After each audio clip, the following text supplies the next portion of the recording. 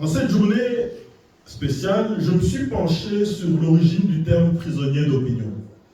Je ne sais pas si certains connaissent l'origine de ce terme qu'on utilise au quotidien, mais je me suis rendu compte donc que la notion de prisonnier d'opinion a été créée en 1961 par Peter Benson, avocat britannique et fondateur d'Amnesty International, et depuis cette notion a pris de l'ampleur. Un prisonnier d'opinion est toute personne détenue ou restreinte dans sa liberté en raison de ses convictions politiques, religieuses ou pour toute autre raison de conscience, et qui n'a ni usé de violence, ni incité à la violence ou à la haine. Selon cette définition, de nombreux Rwandais donc, dont Victoire Ingabire, sont encore à ce jour des prisonniers politiques. Il est crucial de le reconnaître, non seulement pour le dénoncer à l'échelle internationale, mais aussi parce qu'en tant que tel, nos lois et notre logique de pensée nous offrent des moyens d'agir contre cette situation. L'année dernière, de nombreux jeunes Rwandais, une petite dizaine, directement confrontés à la violence politique et dictatoriale du FPR, ont choisi de résister. Ils ont décidé de s'opposer à la dictature et d'affirmer leurs opinions politiques sur le Rwanda. Conscients du lourd tribut payé par nos compatriotes et des blessures profondes que notre pays porte, ils ont fait le choix, sans recourir à la violence, ils ont cherché à se former par la lecture, afin, à terme, de faire valoir leurs droits sans user de leur force. Le logiciel imposé par le FPR offre généralement deux choix aux Rwandais. Soit agir avec violence et armes, mais potentiellement au détriment des droits, soit se soumettre docilement à la doctrine du FPR en sacrifiant également ses droits. Ces jeunes ont opté pour un troisième chemin. Agir sans violence et revendiquer leurs droits.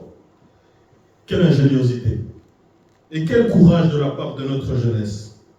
En pensant à leurs choix et à leurs actions, je ressens une immense fierté d'être Rwandais.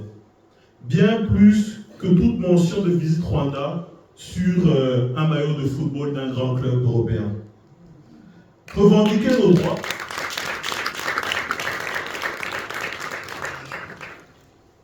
Revendiquer nos droits n'est pas simplement une option, c'est une nécessité.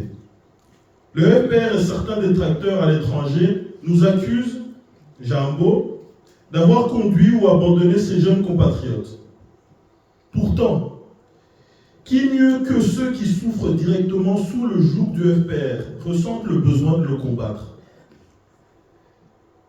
C'est méconnaître les Rwandais et leur soif d'un avenir meilleur que de penser que quelqu'un de l'extérieur pourrait les manipuler et les pousser à se révolter. Jambo s'est donné pour mission de mobiliser toutes les ressources nécessaires pour instaurer un état de droit. Nous avons toujours agi dans ce sens. Et demain, quiconque sollicitera notre aide dans ce sens nous rendra fiers de l'aider. Nous continuerons d'apporter notre aide de manière réfléchie, pragmatique et minutieuse. Nous présents ici ce soir, animés par le désir de justice, de liberté, de démocratie, vivant en exil forcé, seront sollicités pour soutenir nos compatriotes lors des élections présidentielles d'août 2024. Nous sommes à l'aube d'un énième simulacre électoral destiné à couronner une fois de plus le FPR et Kagame.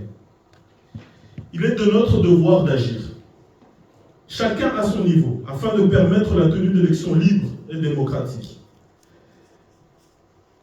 dans lesquelles les politiques souhaitées et soutenues par la population et les communautés rwandaises à l'étranger pourront être candidats. Aucune élection digne de ce nom ne pourrait avoir lieu sans la présence de Victoire Ingabire. Mais elle n'est pas la seule. Aucune élection digne de ce nom ne pourrait avoir lieu sans la participation de Placide Kayumba, ici président de l'EDFDU.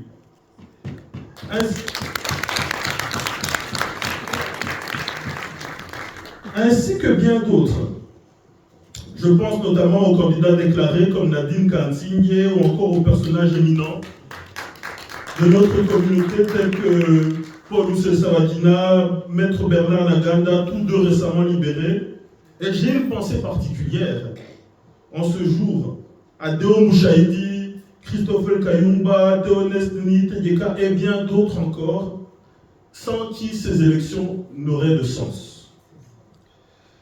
Bien que le FPR a définitivement et à jamais empêché des jeunes talents tels qu'Innocent Bahati, Gérard Nyomugabo ou encore Kassian Amouranga de participer à la vie politique de notre pays, qu'ils se rassurent, ces jeunes-là.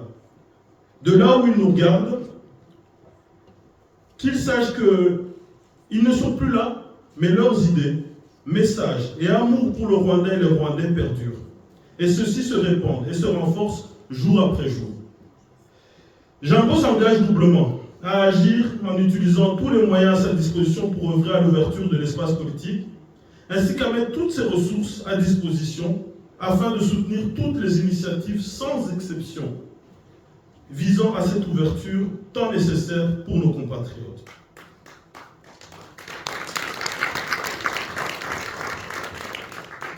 Aujourd'hui, Ingabire Day, jour de réflexion sur les prisonniers politiques et d'opinion, est un jour important où nous nous arrêtons pour rendre hommage aux combattants de la liberté qui ont subi les conséquences de leur lutte et se trouvent maintenant derrière les barreaux.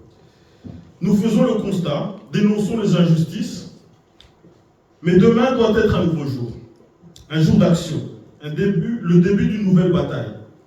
La dénonciation est une nécessité, mais nous devons innover, adopter une nouvelle logique pour être prêts à affronter les défis qui se présentent en nous en 2024. Au sein de Jambo, nous croyons qu'avec le logiciel criminel du FPR et le cercle vicieux dans lequel il nous a entraînés, nous devons adopter un nouveau mode de pensée pour mieux appréhender ces batailles. Pour cela, nous identifions 5 clés. Premièrement, abandonnons les divisions sectaires, partisanes, ethniques, régionalistes.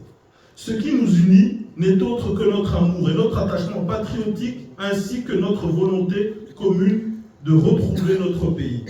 Tous ensemble pour le Rwanda, all for Rwanda. Afin que le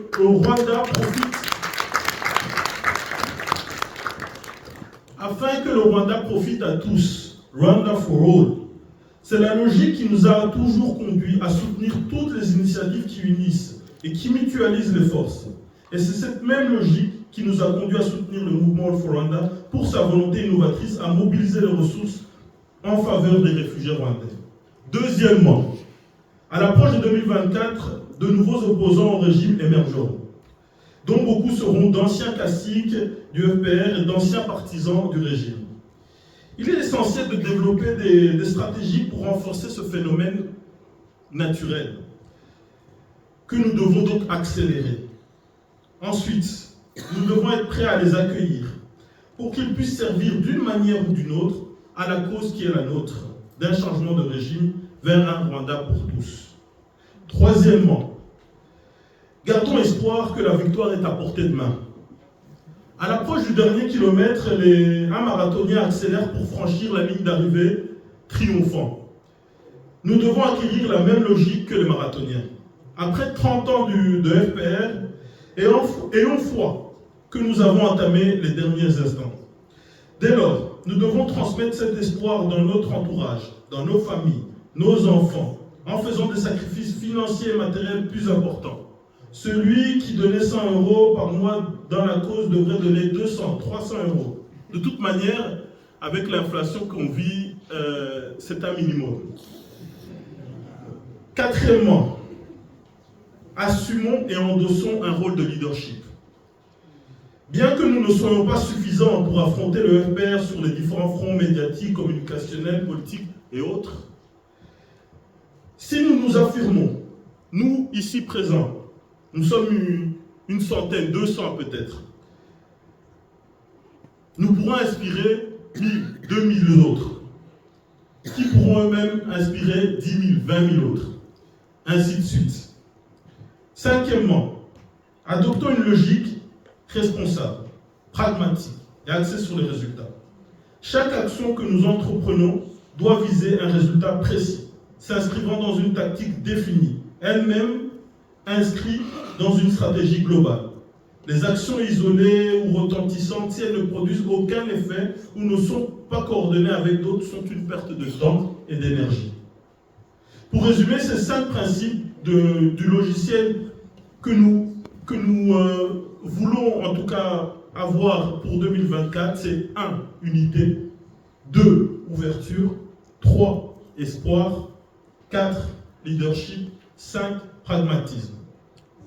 Avant de conclure, je voudrais vous rappeler une phrase de Kizito Mihigo qui a dit un jour: le plus important est le message et non le messager. Cette phrase pourtant si simple pour nous ici présents, elle demeure un mystère pour le locataire du village Urupia. Ils ont tué Kizito, Iragen, Guiselek, Kwagiriman, Mutuiman. Ils ont emprisonné Ngabide, Siwoman, Nyonsenga, Tsengiman, Sankara. Ils ont contraint à l'exil des enfants, des femmes, des hommes, vous tous ici présents, et des millions d'autres dans le monde. À quoi cela a-t-il servi?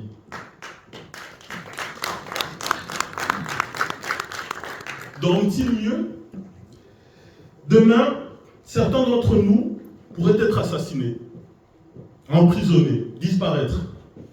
Qu'est-ce que cela changera au fait que des millions de Rwandais aspirent à une réconciliation véritable, à un état de droit, à un développement bénéfique à tous, à une société non oligarchique, non népotique, à un pays vivant en paix avec ses voisins? Au cours des 30 dernières années, nous, Rwandais de l'intérieur ou de l'extérieur, ou de l'intérieur et en exil, avons enduré de nombreuses blessures et perdu de nombreuses batailles. Chaque massacre, chaque génocide, chaque crime contre l'humanité ont renforcé le FPR. Chaque assassinat de journalistes, chaque disparition d'activistes, chaque emprisonnement de politiques ont été des objectifs atteints par le régime. Chaque élection volée, chaque droit soustrait, chaque liberté confisquée ont été de petites victoires pour le FPR. Malgré ce tableau sombre, nous, Rwandais épris de justice, pouvons être fiers. Car nous sommes sur le point de remporter une victoire décisive et stratégique dans cette guerre. La victoire réside dans notre foi, en notre capacité à la réaliser, dans notre espoir d'un avenir meilleur, dans le fait que notre lutte ne s'éteindra pas. Tant qu'il y aura une flamme, nous serons vainqueurs. Et le FPR sera perdant. Gagner pour nous, c'est résister. Perdre pour eux, c'est de ne pas nous éteindre. Alors continuons à résister, ils ne pourront jamais nous éteindre. Merci.